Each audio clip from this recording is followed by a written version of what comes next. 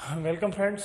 आज हम 19 जून को जो एमपीपीएससी का सेकंड शिफ्ट का पेपर था, जिसको सी सेट का मैथ रीजनिंग का पेपर भी बोलते हैं, उसमें मैथ रीजनिंग के जो भी क्वेश्चंस आए थे आज हम देखेंगे, उनको सॉल्व करेंगे। उसमें बहुत अच्छे अच्छे क्वेश्चंस थे, तो एक एक क्वेश्चन को हम बहुत ध्यान से देखेंगे, क्योंकि हो सकता है वैसे क्वेश्चन आपको आगे भी एग्जाम्स में मिलें। साथ ही आप ये भी देख सकते हैं कि आपके कितने क्वेश्चन सही हुए। तो देखिए, पहला क्वेश्चन लेते हैं हम। सबसे पहला क्वेश्चन है, इसमें आप देखिए क्या लिखा हुआ है कि 3 पाइप एबीसी एक 6 घंटे में एक टैंक को भर सकते हैं। 2 घंटे एक साथ काम करने के बाद सी बंद हो जाता है।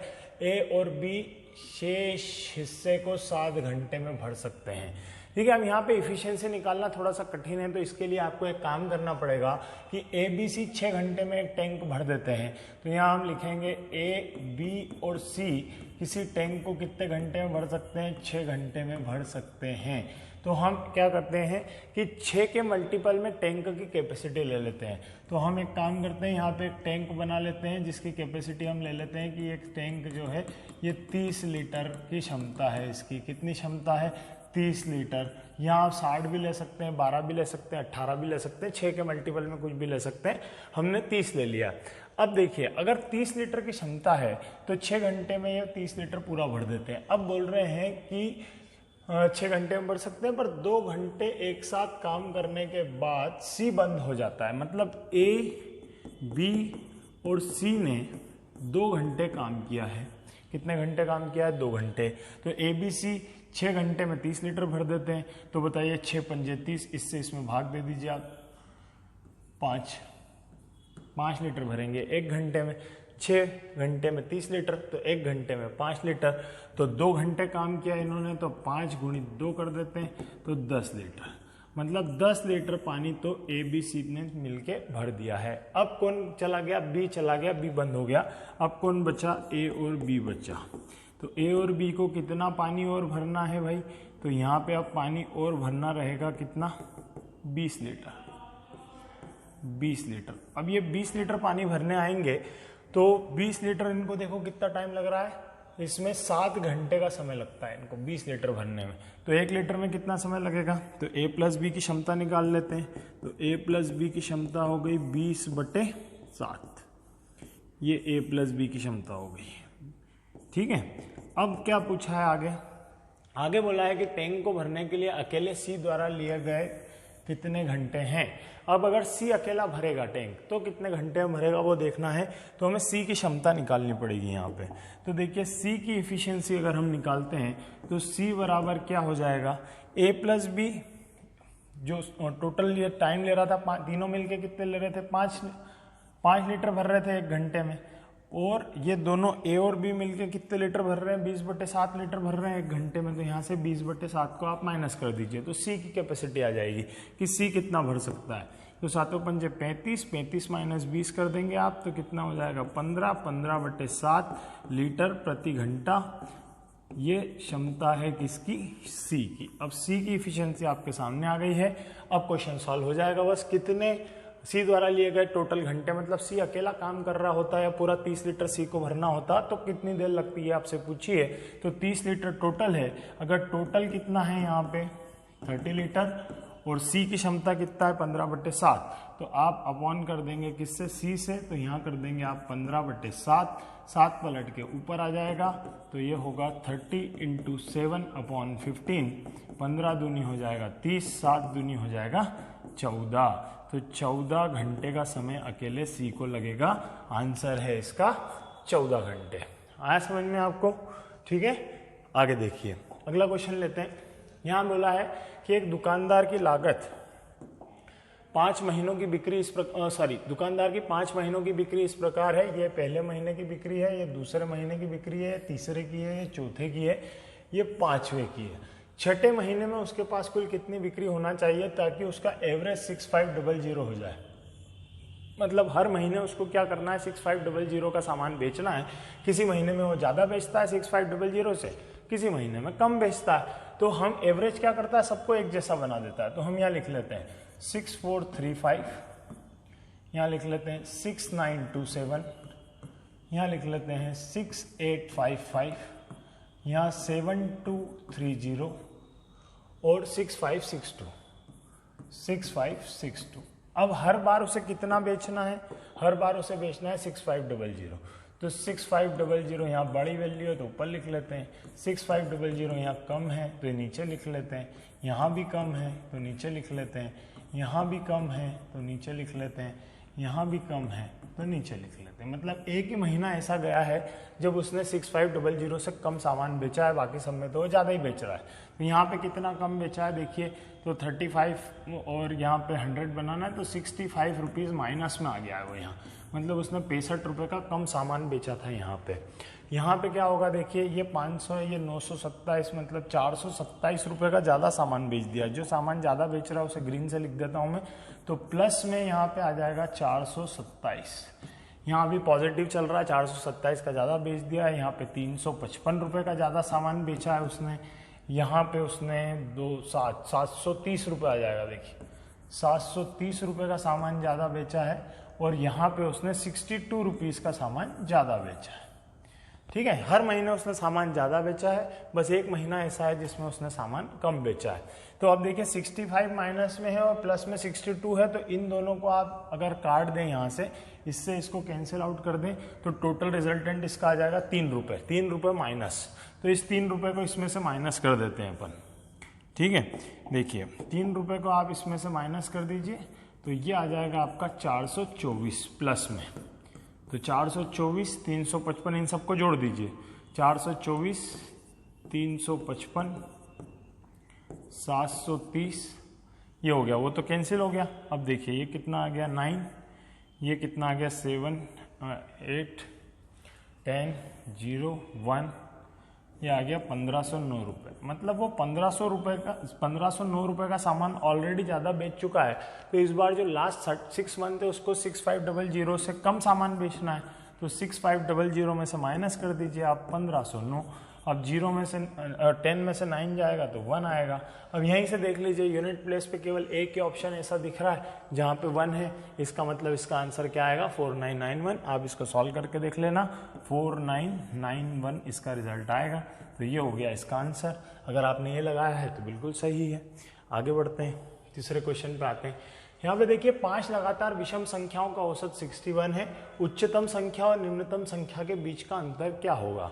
तो जहाँ 5 विषम संख्याएं हैं, तो देखिए 5 विषम संख्याएं, 7 विषम संख्याएं, 9 विषम संख्याएं जब भी आ जाएं तो आप प्लेस बना लीजिए। यहाँ पहला, दूसरा, तीसरा, चौथा और पांचवा, और विषम औसत जो भी होता है वो सेंटर में आता है, 61 है, तो ये वाली वैल्यू आपको दी है 61। अब ये क्या बोल रहा है, ऑड नंबर से विषम संख्याएं हैं, तो अगला नंबर क्या हो जाएगा, अगला नंबर 61 में से 2 जोड़ेंगे तो क्या होगा 63, यहाँ क्या आएगा 65, 2 कम कर दीजिए कितना हो जाएगा 59, 2 और कम कर दीजिए कितना हो जाएगा 57। तो ये पहला नंबर है, ये आखिरी नंबर है। अब बोला है सबसे बड़ी और सबसे छोटी संख्या का अंतर, तो 57 और 65 का डिफरेंस आपसे पूछ रहा है, और डिफरेंस कितना है 8। तो आंसर क्या आ जाएगा 8। इसका आंसर बी है। अगर आपने बी आंसर लगाया तो बिल्कुल सही है। आगे बढ़ते हैं, देखिए अगले क्वेश्चन में बोला है कि एक पिता और उसके बेटे की वर्तमान उम्र का योग 60 साल है। 5 साल पहले पिता पुत्र की उम्र बेटे की उम्र की 4 गुनी थी। तो वर्तमान और 5 साल पहले, ये 2 चीजें दी हैं। तो हम क्या करेंगे, सबसे पहले लिखेंगे आज। तो आज क्या है भाई, पिता और पुत्र का योग, तो पिता प्लस पुत्र बराबर कितना है 60 साल। फिर क्या बोला है, अनुपात देखना चाहिए ऐसे क्वेश्चन में सबसे पहले हमें कि अनुपात कहाँ दिया हुआ है। तो उसने बोला है कि 5 साल पहले पिता की उम्र बेटे की उम्र की 4 गुनी थी।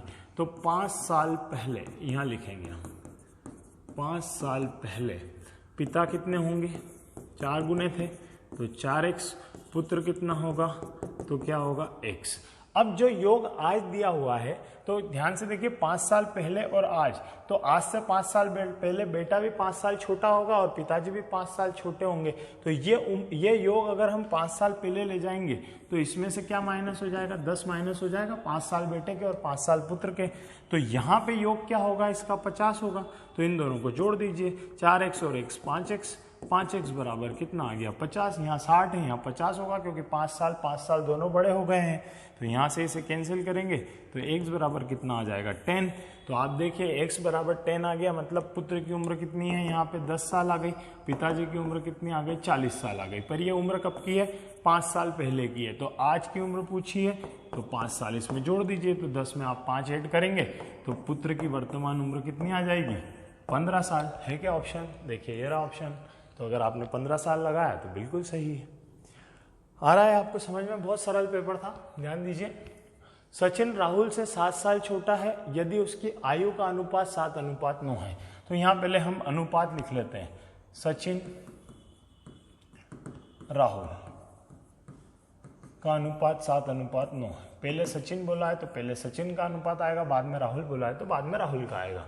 अब बोला है कि सचिन राहुल से 7 साल छोटा है, तो हमेशा ही सचिन राहुल से 7 साल छोटा रहेगा। तो हमारे इसमें सचिन जो है वो राहुल से कितना छोटा आ रहा है, बताओ 2 साल आ रहा है। इन दोनों का डिफरेंस कितना है 2, पर क्वेश्चन में डिफरेंस कितना दिया है 7।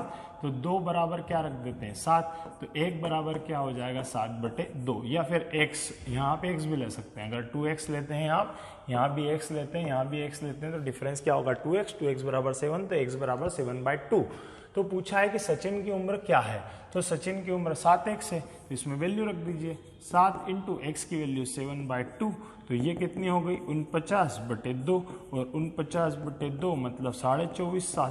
तो 24.5 साल ऑप्शन है क्या, देखिए पहला ही ऑप्शन है, ये इसका आंसर है। आ रहा है समझ में, अगर ये लगाया तो आपने बिल्कुल ठीक लगाया। ये भी एक बहुत अच्छा क्वेश्चन था, सीरीज का क्वेश्चन है, ध्यान से देखिए। मैं यहाँ पे लिख देता हूँ इसको वापस से। तो पहला नंबर है 0, फिर है 2, फिर है क्वेश्चन मार्क, इसको मैं रेड से लिख देता हूँ ताकि याद रहे अपन को। फिर है 12, फिर है 20 और फिर है 30, 20 और फिर है 30। तो अब देखिए, अब अपन डिफरेंस, एक डिफरेंस है इसमें, कॉमन डिफरेंस मिल रहा है हमको, तो उसको पकड़ते हैं। देखिए इन दोनों का डिफरेंस कितना आ रहा है भैया 10 आ रहा है। इन दोनों का डिफरेंस कितना आ रहा है 8 आ रहा है। तो यहाँ पे 2 का डिफरेंस आ गया, तो ये डिफरेंस 6 आ जाना चाहिए, और ये डिफरेंस 4 आ जाना चाहिए, और ये डिफरेंस तो ऑलरेडी 2 आ रहा है, मतलब ये डिफरेंस तो पकड़ लिया हमने, ये डिफरेंस भी पकड़ लिया हमने, ये डिफरेंस भी पकड़ लिया। अगर ये 4 और 6 का डिफरेंस आ जाए तो हमारा काम हो जाएगा। तो 12 के पहले यहाँ ऐसा कौन सा नंबर लें जिससे डिफरेंस 6 आ जाए, तो 6 लेके देखते हैं। अगर हम यहाँ 6 ले लेते हैं तो 12 और 6 का डिफरेंस 6 हो जाएगा, और 6 और 2 का डिफरेंस 4 हो जाएगा, मतलब 6 बिल्कुल सही आंसर है। तो इस तरीके से यहाँ पे आपको थोड़ा सा लॉजिक लगाना था, 6 इसका सही आंसर है। अगला क्वेश्चन देखते हैं। ये सबसे सड़ा क्वेश्चन था, इसमें बिल्कुल भी दिमाग नहीं लगाना था। अगर आपको कंसेप्ट याद है वाटर इमेज का तो आप 1 सेकंड में आंसर दे सकते हैं। पूछा है ट्रांसपेरेंट की छवि क्या होगी। तो यहाँ पे एक चीज़ समझिए कि जब भी वाटर इमेज होती है तो एक्स एक्सिस पे बनती है। मतलब अगर मैं यहाँ पे लिख दूंगा t, तो ये y एक्सिस की जो चीज़ें हैं ये ऐसी यहाँ आ जाएगी, और ये t ऐसा हो जाएगा, उल्टा हो जाएगा जस्ट, ठीक है। तो यहाँ पे देखिए ट्रांसपेरेंट में केवल एक ही ऑप्शन ऐसा दिया है जिसमें टी उल्टा करके लिखा है, बाकी सभी में टी क्या है सीधे। तो ये तीनों क्या हो गए गलत, मतलब डेफिनेटली ऑप्शन नंबर 1 ही आपका आंसर होगा। नेक्स्ट क्वेश्चन को देखते हैं। नेक्स्ट क्वेश्चन जो है वो एक सीरीज का क्वेश्चन है। अब सीरीज में देखिए क्या हो रहा है। यहाँ पे आपको क्या करना चाहिए, देखिए सबसे पहले ई के बाद एफ छूट गया, जी आ गया, जी के बाद एच छूट गया, आई आ गया, आई के बाद जे छूट गया, के आ गया। तो के के बाद डेफिनेटली एल छूटेगा और क्या आएगा एम आएगा। तो पहला लेटर तो हमारे पास आ गया है कि एम आएगा। अब देखिए यहाँ पे पहला ऑप्शन में भी एम है और इस ऑप्शन में भी एम है, मतलब डेफिनेटली ये 2 ऑप्शन तो हमारे क्या हो गए गलत। अब यहाँ पे सेकंड ऑप्शन में देखिए पी है, यहाँ भी पी है, तो सेकंड वाले टर्म को हमें कैलकुलेट करने से टाइम वेस्ट होगा। तो हम थर्ड के टर्म को कैलकुलेट करते हैं। यहाँ पे एफ है, यहाँ पे आई है, तो थर्ड पे ध्यान देते हैं, जे आई एच जी। तो ये पीछे से लिखे हैं, देखो जी के बाद एच, एच के बाद आई, आई के बाद जे, तो जी के पहले क्या आएगा डेफिनेटली एफ आएगा। मतलब इसका लास्ट जो अल्फ़ाबेट होगा वो क्या होगा एफ। तो एम और एफ यहाँ मिल रहा है, इसलिए डेफिनेटली इसका आंसर क्या होगा ऑप्शन नंबर 1। ठीक है, बहुत बढ़िया था। इस लॉजिक से करिए, आपको जब लेटर्स मिलते जाते हैं तो उनको आप ऑप्शंस को हटाते जाइए, ऑप्शन एलिमिनेट करते चलिए, तेजी से आपके आंसर्स आएंगे। अगला क्वेश्चन देख लेते हैं। ये भी एक अच्छा क्वेश्चन है। एक दर्जी के पास 37.5 मीटर लंबा कपड़ा है और वो इस कपड़े के 1 मीटर से 8 टुकड़े बनाता है। 1 मीटर से 8 टुकड़े बनाता है, तो इस कपड़े के कुल कितने टुकड़े बनाएगा? तो यहाँ लिखेंगे हम 1 मीटर, इससे बनाता है 8 टुकड़े, तो 37.5 मीटर से कितने बना लेगा? तो यहाँ पे लिखेंगे हम x। अब ये अपन ये करेंगे, इसको इधर ले आइए, इसको इधर पहुँचा दीजिए, तो x बराबर हो जाएगा 37.5 इंटू 8, और x बराबर 37.5, देखिए 75 का हाफ है। ये हाफिंग और डबलिंग आपको आना चाहिए, इससे बहुत सारी चीज़ें आपकी सॉल्व हो जाती हैं इन बिटवीन। तो इसको मैं लिखूँगा आप 75/2 और इंटू कर दूंगा 8। तो ये आप जैसे इसमें 4 से मल्टीप्लाई करेंगे, 75 इंटू 4 करेंगे, तो 75 इंटू 2 कितना होता है? 150, और 150 इंटू 2 कर दीजिए, तो आपका रिजल्ट आएगा 300। ठीक है, ये भी एक तरीका है डायरेक्ट 4 से मल्टीप्लाई करने का, कि 75 का डबल और जो आया उसका डबल, तो ये 75 का 4 गुना हो जाएगा अपने आप। तो आंसर आएगा 300। तो देखिए 300 ऑप्शन नंबर 1 पे है। अगर आपने 300 लगाया तो बिल्कुल सही लगाया, वेरी गुड। अब इसका सबसे बढ़िया क्वेश्चन है, लास्ट क्वेश्चन जो हमने लिया है, जो इस एग्ज़ाम में आया है, सबसे बढ़िया, सबसे अच्छा क्वेश्चन, जो कि ऐसा लगा कि हाँ ऐसे अच्छे एग्जाम्स में ऐसे क्वेश्चन होना चाहिए। देखिए क्या करना है। एक नियमित सप्ताह में 5 कार्य दिवस होते हैं और प्रत्येक दिन के लिए कामकाजी घंटे 8 है। मतलब 5 दिन हफ्ते में, 8 घंटे रोज, मतलब 40 घंटे एक सप्ताह में, 7 दिन में काम करना है। ठीक है, और एक आदमी को नियमित काम करने के 2 रुपये 40 पैसे मिलते हैं प्रति घंटे, और ओवर टाइम के लिए उसे 3 रुपये 20 पैसे मिलते हैं। ये बात की बात है, प्रति घंटे मिलते हैं। यदि वो 4 सप्ताह काम करता है, ये एक और चीज़ काम की, 4 सप्ताह काम करता है, तो एक सप्ताह में 40 घंटे, तो 40 इंटू क्या कर देंगे 4, तो कितना आ जाएगा 160, 160 घंटे आ जाएंगे उसके कितने? 4 सप्ताह के। मतलब 4 सप्ताह में उसने 160 घंटे तो रेगुलर काम किया है। अब हम देखेंगे कि 160 घंटे अगर वो रेगुलर काम करता तो वो कितने रुपए कमाता। तो यहाँ हम लेंगे अब 160 और इसमें गुणा कर देंगे हम 2 रुपये 40 पैसे से। तो 2 रुपये 40 पैसे से गुणा करेंगे, दशमलव हटाएंगे, 2 जीरो आ जाएंगे, 1 जीरो से 1 जीरो, 1 जीरो से 1 जीरो कैंसिल हो जाएगा। 24 इंटू क्या करेंगे 16, तो 16 दूना 32, 320 और 16 चौक 64, तो ये आएगा 384। तो उसने 384 रुपये कमाना चाहिए थे, पर उसने तो कमाए हैं भाई, कितने रुपए कमाए हैं उसने? 432 रुपये कमाए हैं। तो ये जो 432 रुपये उसने कमाए हैं टोटल, ये ज़्यादा कमाए हैं 384 से, तो 384 को माइनस कर दीजिए। 384 से यहाँ से माइनस कर देते हैं हम, तो यहाँ कितना आ जाएगा 8, यहाँ कितना आ जाएगा 4। ठीक है, मतलब 48 रुपीज़ उसने ज़्यादा कमा लिए हैं। तो ज़्यादा कैसे कमाया होगा? डेफिनेटली ओवर टाइम किया होगा। तो अब 48 रुपीज़ में हम डिवाइड करेंगे ओवर टाइम के पैसे से। उसको ओवर टाइम में 3 रुपये 20 पैसे मिलते हैं, तो 3 रुपये 20 पैसे से ऐसे डिवाइड करेंगे, पॉइंट हटेगा, 2 जीरो ऊपर जाएंगे, 1 जीरो से 1 जीरो कैंसिल हो जाएगा। 8 से काटते हैं, 8 चौक 32 और 8 छंग 48, ऊपर आया 60, 4 से काटेंगे कितना आ जाएगा 15 घंटे और आ जाएगा। मतलब 160 घंटे के अलावा 15 घंटे और उसने काम किया है। तो टोटल काम हो गया 160 plus 15 175, 160 plus 15 is equal to 175। देखिए 175 है क्या? ऑप्शन नंबर बी, 175 आवर्स उसका आंसर है। तो मेरे ख्याल से आपको ये सारे सॉल्यूशंस अच्छे लगे होंगे। एक बार इन सारे क्वेश्चंस को अच्छे से करके देखिए, क्योंकि हो सकता है ये क्वेश्चन आपको आगे भी किसी एग्जाम में मिल जाए। अगर आपको वीडियो अच्छा लगा है तो चैनल को लाइक करिए, सब्सक्राइब करिए और आगे अपने दोस्तों के साथ शेयर कीजिए। Thank you very much.